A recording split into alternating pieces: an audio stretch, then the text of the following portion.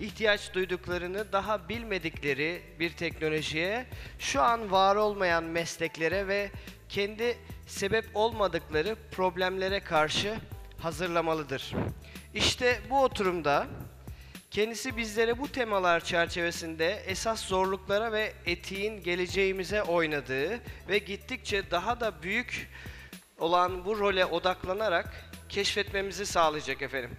Afrika, Avrupa ve Ortadoğu Bölgesi Gelişim ve Akreditasyon Müdürü Sayın Jon HALLIGAN'ı sahneye davet ediyorum. Mr. Halligan, please welcome. Alkışlarınızla.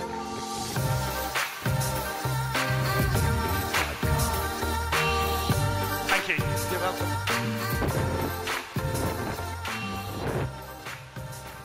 Good afternoon. And firstly, thank you very much for inviting me to this wonderful conference. I'll just share a little story with you. I was so excited to come to Antalya. Jale and Mina had said it's always lovely, it's hot and sunny.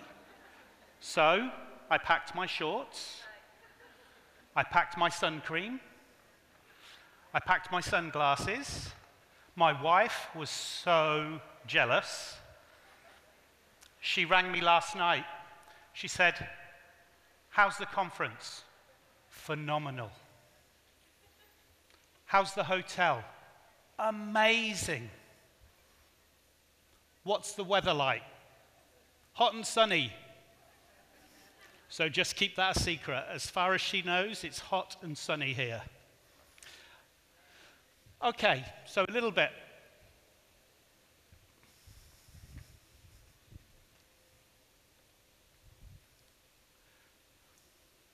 I'm hoping this works. So that's me. My name's Jon HALLIGAN. I'm a head of development and recognition for Africa, Europe, and the Middle East, and I work for the International Baccalaureate. In case you're wondering, I'm not expecting a call. I'm not taking selfies as I'm speaking, and I'm not secretly playing Candy Crush or any other games. It's just my notes, and I like to keep them close rather than bits of paper. And I can't stand still, hence I'll be walking a lot. Apologies to the cameraman. Every week or so, a couple of us in the IB, we do a walking meeting where we go out, we have a walk, and we talk about education. And most recently, we were talking about this thing called the singularity and what it is. Anybody have any idea what the singularity? This thing's been in all the press. The singularity is coming. Watch out for the singularity. And what it essentially means, I found out, and I think it's my understanding, it's that point when artificial intelligence surpasses human intellect across multiple activities. Very basically, as humans, we're no longer the smartest person in the room, which is a little bit worrying. The next thing you want to find out is, okay, right, so when's that happening then? And they surveyed various experts, the leaders in the field, and they couldn't decide, somewhere between 20 and 200 years. But it is coming. And it doesn't have to be bad. We've all seen The Terminator. I'm kind of hoping it's not going to be red-eyed robots chasing me around trying to eliminate me. Equally, I don't want it to be like the Disney film WALL-E, where artificial intelligence becomes like a nanny state, and we all just sit around and look at a TV as it transports us around. I think probably it'll be something like Yuval Harari. He wrote Homo Deus, or Homo Deus, which is like an enhancement. Humans and artificial intelligence coexisting. So, Artificial intelligence and the role. There's another little bit missing. It should read artificial intelligence and the role of ethics, but I think we must have magnified the screen, which will make for an interesting presentation. But I'll try and fill in the blanks. So we're in an interesting era of human development, developing alongside technology. And I thought this conference is very interesting because education and ethics. I thought what might be interesting to do is kind of have a discussion around, I thought it might be interesting to look at artificial intelligence, ethics, and how all that works within education. Now, can I just make a statement? I am not an expert. I call myself curious. The IB might describe me as a lifelong learner. My mother would call me nosy. Basically, I like to ask questions. And when I get an answer, I like to ask another question, and another question, and another question. I don't think answers themselves is the end point. So today I thought I would share some thoughts and some musings around understanding us as humans, as ethical beings, the impact that we're going to have on artificial intelligence and its development, and how that is going to impact or inform educational policy, practice, direction of travel. Artificial intelligence is a human invention. So, shall we start from us?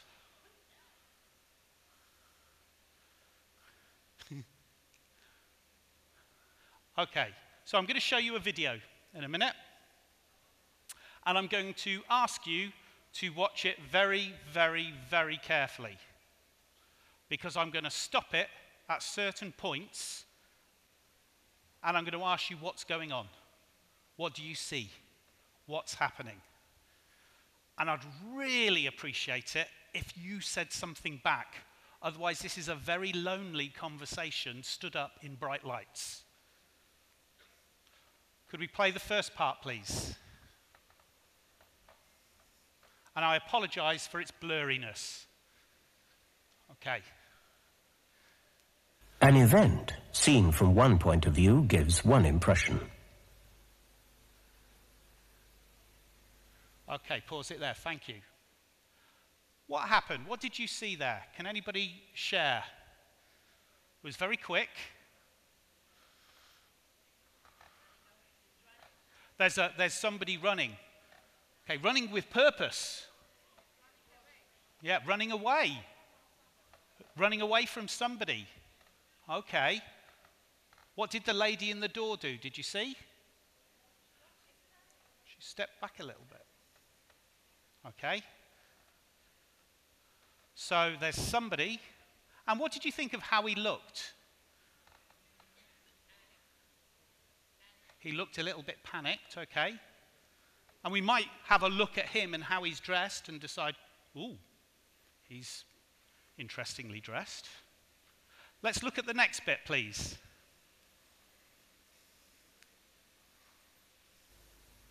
Seen from another point of view, it gives quite a different impression. And pause there. But okay. It's only when you get... Now you see, you've given away the punchline, bad boys. Okay. The second bit of the video, you see the woman step in. You see him run up to a man and begin to, it looks like he's going to rob him or wrestle with him.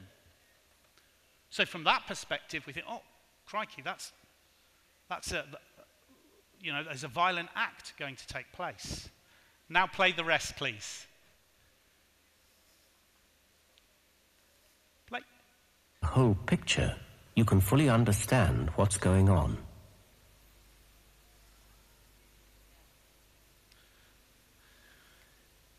So the point of this was simply to say we are very much, as humans, prone to judge and make assumptions.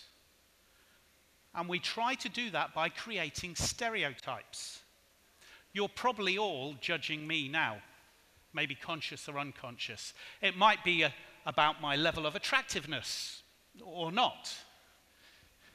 It might be my weight, my height, that I wear glasses, my skin color, where I'm from. It's sometimes far easier for us as humans to classify people or things by stereotypes than build a new framework for understanding. We like to put things in boxes. We like to say, this person fits here. An event. No, I don't want you. Thank you. That's what I want. And how does this impact our relationship with computers? Who's experienced this type of frustration? If you could just put your hands up.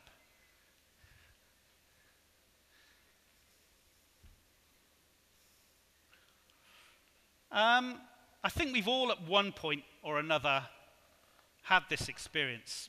There was a poll by the group called Mori, and they found that 4 out of 5 people in the workplace had witnessed a co-worker hurling abuse at the computer.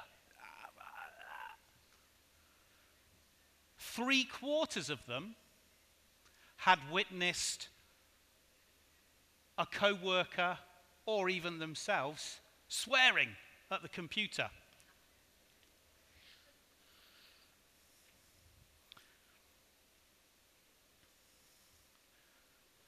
I don't want to play this yet, keep it on pause. More recently, with voice recognition, it has brought a whole new level of frustration. You may have seen on social media the little baby girl who wants Alexa to play Baby Shark. It's very cute. She asks it about 100 times until it eventually does. I thought I would show you this video. This is, my family is from Scotland. Scottish people have quite a strong accent. This is what happens when you put voice recognition into a company full of Scottish people. If we could play this, please.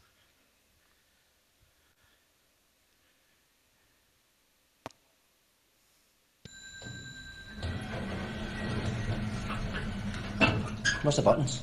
Oh no, they installed voice recognition technology in this lift. I heard about this. Voice recognition technology? In a lift? In Scotland? You ever tried voice recognition technology? No. They don't do Scottish accents. 11. Could you please repeat that? 11. 11. 11. 11. Could you please repeat that? 11. Whose idea was this? You need to try an American accent. 11. 11. That sounds Irish, not American. What, doesn't it? 11. Where in America is that? Dublin? I'm sorry. Could you please repeat that? Try an English accent, right? 11. 11. You for the same part of England as Dick Van Dyke? Listen, you're then smart ass. Please speak slowly and clearly. Smart ass. 11. I'm sorry. Could you please repeat that? 11. If you don't understand the lingo, away back home to your own country. Ooh, is that talk now, is it? Away back to your own country? Oh, don't start, Mr. Bleeding Heart. How can you be racist to a lift? Okay, Please pause. speak slowly Pause. and clearly. You can pause it now. 11. Thank you. So it goes on, it gets funnier, and slightly more ruder, which is why I wanted to pause it. But why do we get so angry? Why do we get so angry when technology doesn't do the things we want it to do? Why? Because it doesn't fit into our stereotype of responding to us about how we'd expect it to respond. So we get frustrated, we get angry, and as we continue to work more closely with artificial intelligence, we really, really need artificial intelligence to develop emotional intelligence, which is going to be a challenge because it's a challenge for the best of us. But we've somehow got to put that into artificial intelligence. Would it be easier if AI knew our mood and how we felt and then acted appropriately? Maybe it could react to people depending on their particular personality type. Maybe we could take it one step further and we can have AI-supported objects that have personalities of their own. The great Douglas Adams, who wrote a book, The Hitchhiker's Guide to the Galaxy, thought about this and had toasters that were super intelligent and optimistic, and a robot that was incredibly pessimistic, just to keep you grounded. Imagine that, taking it a step further into the future, and we have mobile phones that are invasive enough, let's be honest, that develop a personality and then develop an attitude towards you. I have a bad enough time with my own teenage kids. I don't want a mobile phone giving me attitude either.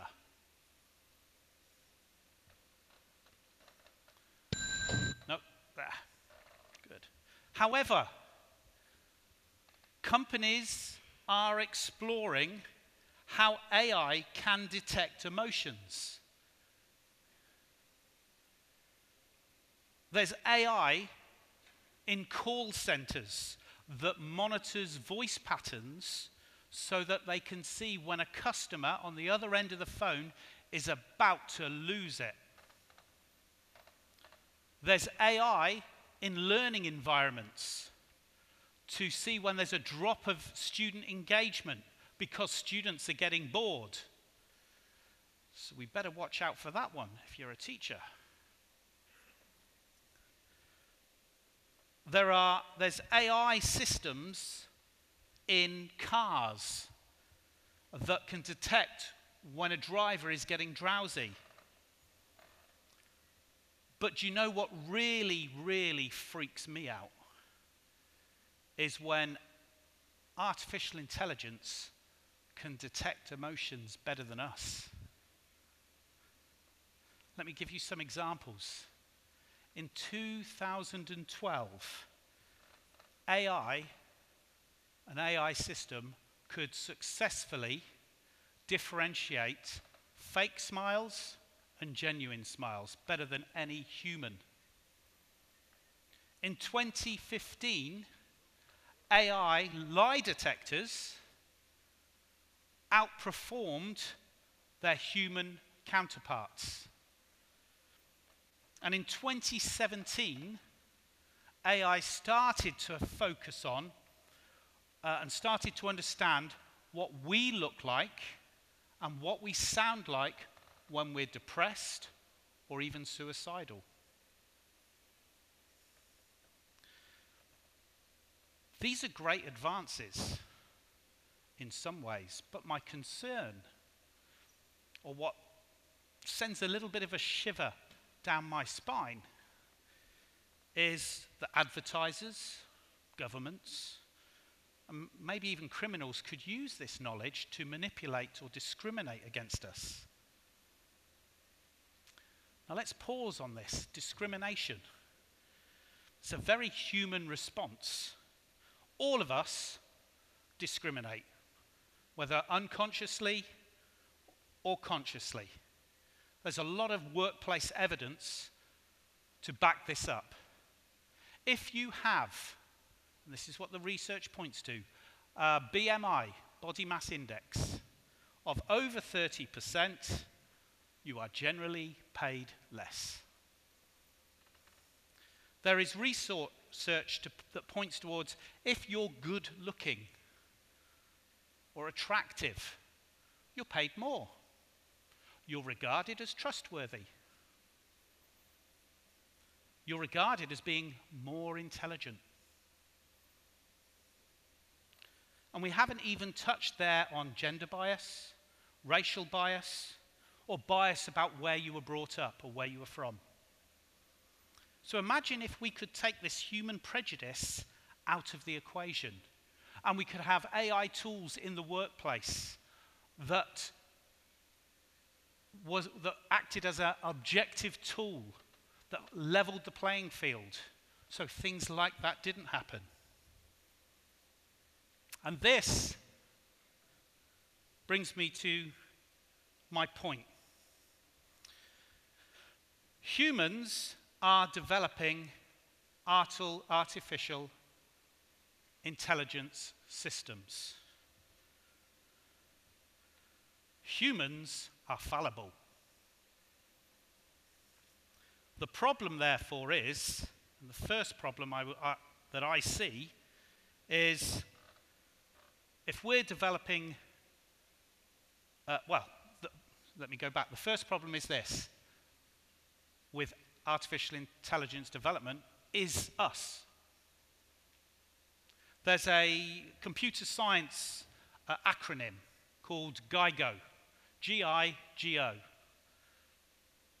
It means garbage in, garbage out.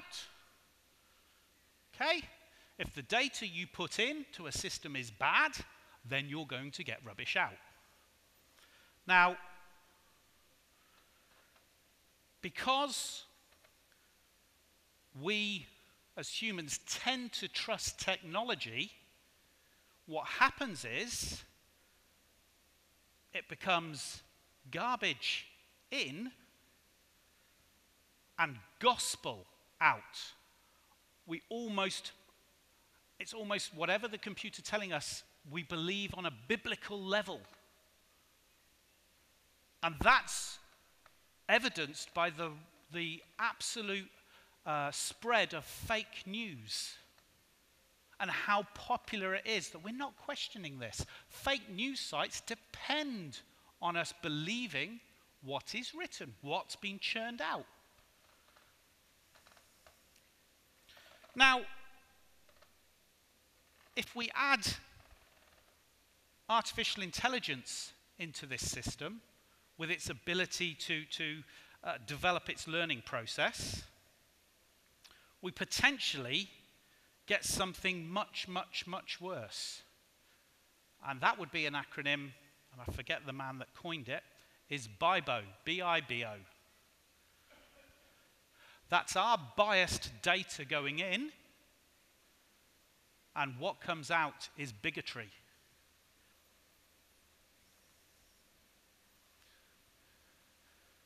A good example of this, in 2016, Microsoft developed their Tay chatbot.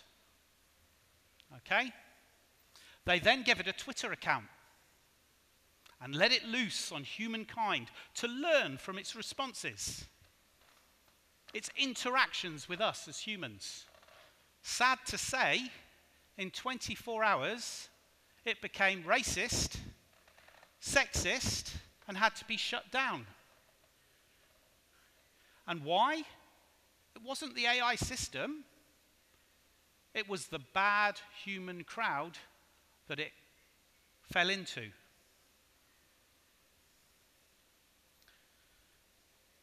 So it's perilous for us, I believe, to abdicate our moral responsibilities to computers.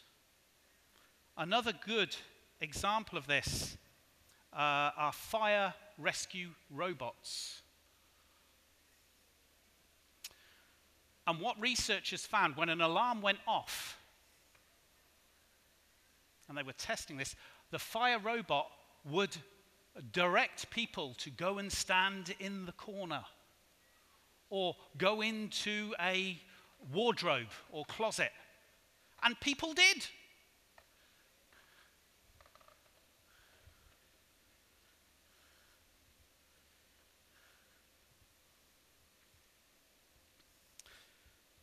Now, my first point was around our fallibility, as we are the ones developing AI. My second point is around the system itself.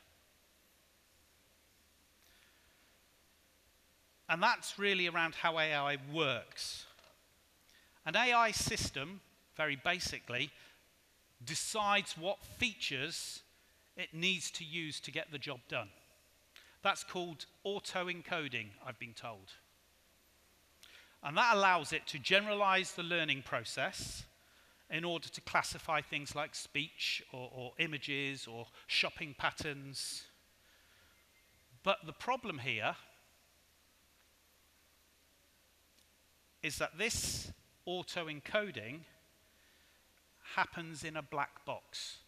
Not physically a black box, but we have no sight of its decision making.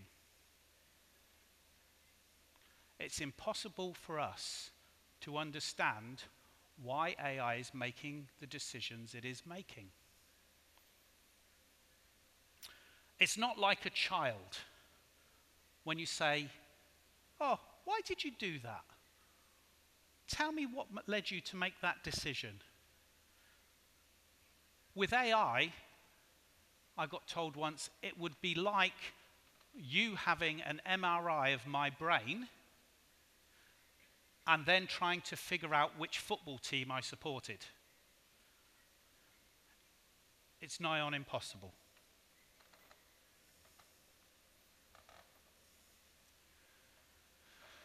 So, how do we develop an AI system that allows for our humanity, but is also objective? This is one solution.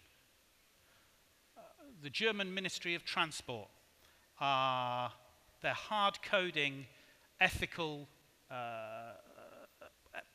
decision-making, ethical laws into driverless cars.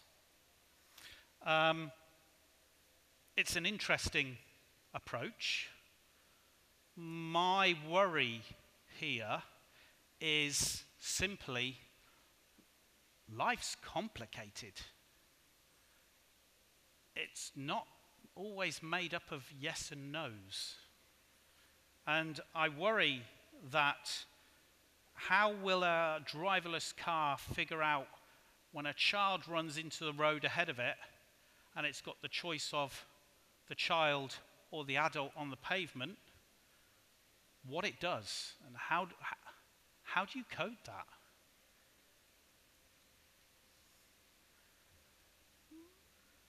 Google have tried to democratize these choices. And I'm going to give them a little bit of a plug because it's an interesting experiment. So they're saying, well, we're going to get AI to learn ethics by observing our choices. Okay, so if you go to moralmachines.mit.edu, you can take part in this experiment, which is, it poses you several life and death scenarios for driverless cars, and you've got to pick the lesser of two evils. So, do you save the woman with 5 cats or the man with 3 dogs? Okay, and you have to make the choice. So I thought, oh, this would be quite interesting. I've got 2 teenage kids. One's doing the diploma, one's finishing off the MYP. I thought, let's do it with them. Let's do this experiment. Let's see how we get on.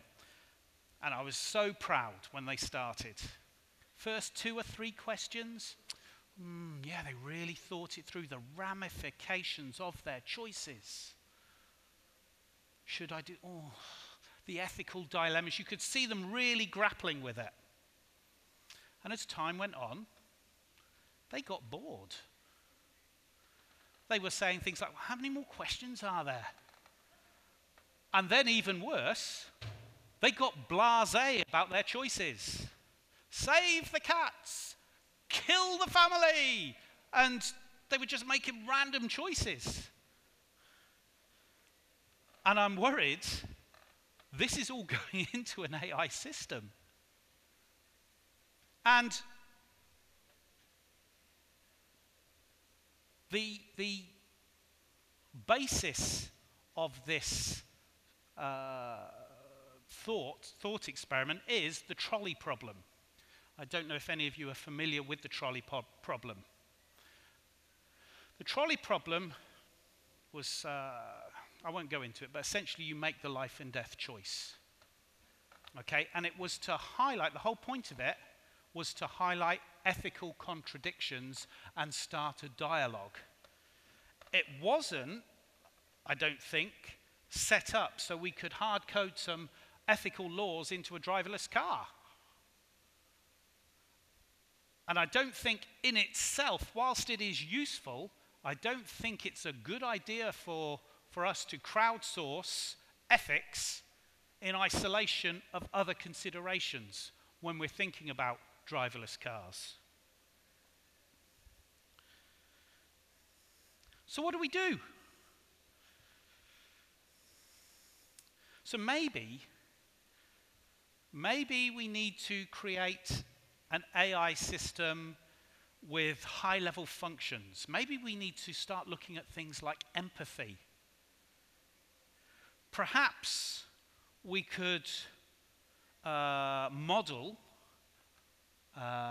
with AI how we developed our ethical conclusions, a sort of evolutionary ethical model that we could program into the AI. That would make it more adaptable, if it's continually learning, less brittle, but it's that hard coding piece again. So we're creating this black box that we don't know what it's learning. We don't know if it's learning the right things.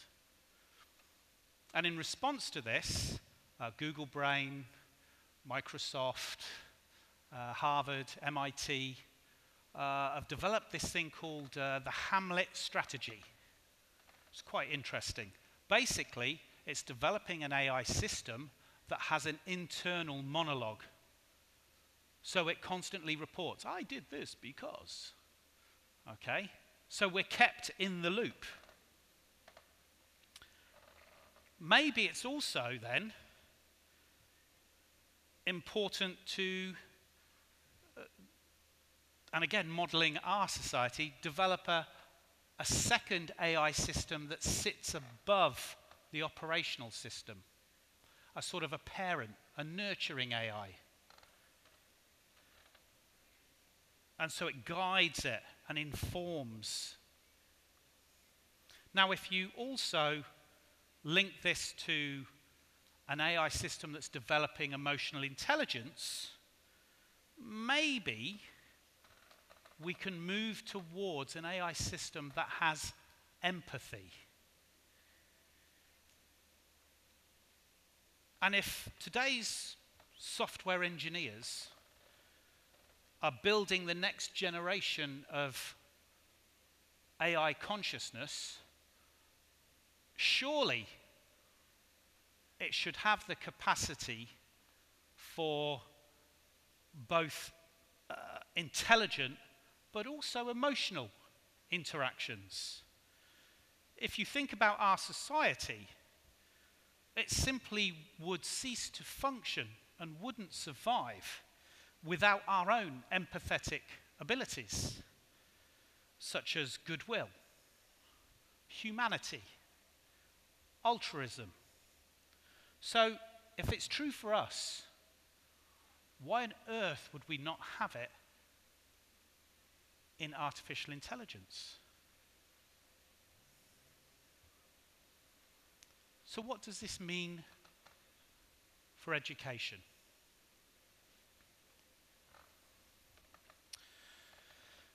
I hear a lot about we're going to teach students how to code. AI is going to be an amazing tool. It's going to allow children to go into immersive environments. We're going to have virtual reality, personalized learning. I love it. I love all that. But I think we're missing something. We're missing a real key point. I think we're duty-bound to try and educate our children to understand their relationship with technology. And in particular, artificial intelligence. And to that end, I want to just sort of inform you of a couple of things that the IB are developing. We have a diploma program for 16 to 19-year-olds.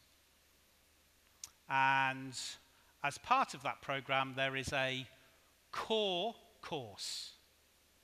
And one of the aspects of that core course is called Theory of Knowledge. Okay, where we look at various knowledge systems and ascertain how they influence or impact validity. And we've added a new component launching in 2020. We're looking at technology as a source of knowledge. So what does that mean? Well, students are going to look at and explore ethical problem sets through multiple knowledge lenses around emotional perspectives and rational perspectives. And they might choose something like the ethics of driverless cars. Automated driving. I don't want to do that. We'll also look about how companies acquire our data. Sometimes they do it transparently. Sometimes maybe not so obviously. For instance, with Facebook and the 10-year challenge. What is the motive that these things happen? Why is it happening? Who's it for? What's the purpose? And how secure is our data? Who has used, I'm going to ask you to put your hands up. If you look at companies that take some of your DNA and talk about your history, they have your DNA. What are they doing with it? Do you know? Is it secure? What's the purpose? So these are some of the things we're going to explore alongside. If we accept that AI can become biased, what are the consequences of that? And how could we guard against it? And what does the next generation of AI look like? So again, getting them involved in these conversations, making them think, challenging them. In 2021, we're also launching, rebranding. We have a course in the diploma called Information Technology in a Global Society, which was great back then. But we've moved on. And it's kind of obsolete. So, we'll be launching Digital Society in 2021.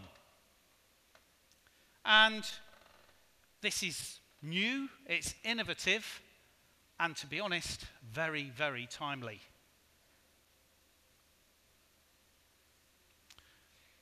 And what's it involving? Well, essentially the core unit in Digital Society is on ethics, or what we've coined in the IB, digital values. And students will explore various ethical frameworks and see how they inform real-world digital dilemmas. They're going to look at those big, wicked sticky problems that we currently have around privacy, the degrading of intellectual property, security, politics and political activism. They're going to explore how digital interventions could impact pressing global challenges, for instance, the SDGs, the development goals. To moonshot, how could technology deliver these particular aims and objectives?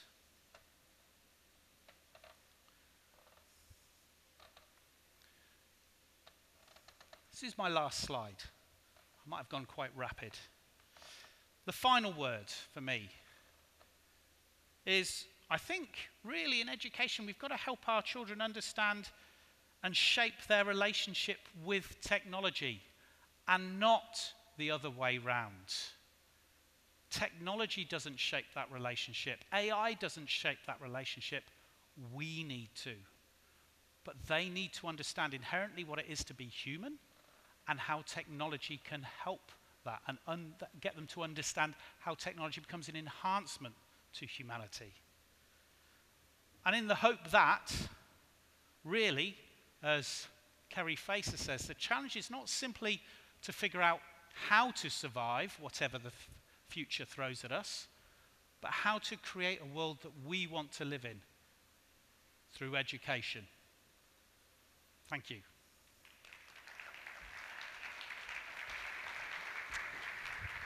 Mr. Halligan, honestly, I can say I was really impressed with your presentation. Thank you so much. Please stay. Oh, sorry. Afrika, Avrupa ve Ortadoğu Bölgesi Gelişim ve Akreditasyon Müdürü Sayın Jon HALLIGAN'a değerli paylaşımlarından ötürü bir kez daha teşekkür ediyor. Kendilerine plaketlerini takdim etmek üzere Türkiye Özel Okullar Derneği Yönetim Kurulu üyesi Sayın Binur Karademir'i sahneye davet ediyorum.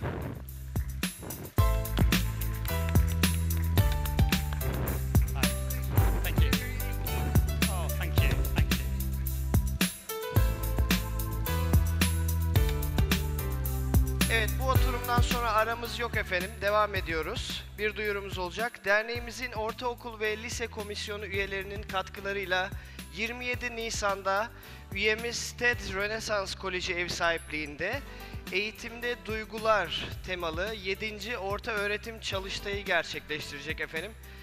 18 Şubat'tan itibaren TÖZOK Derneği'nin web sitesinden başvuru yapabilirsiniz.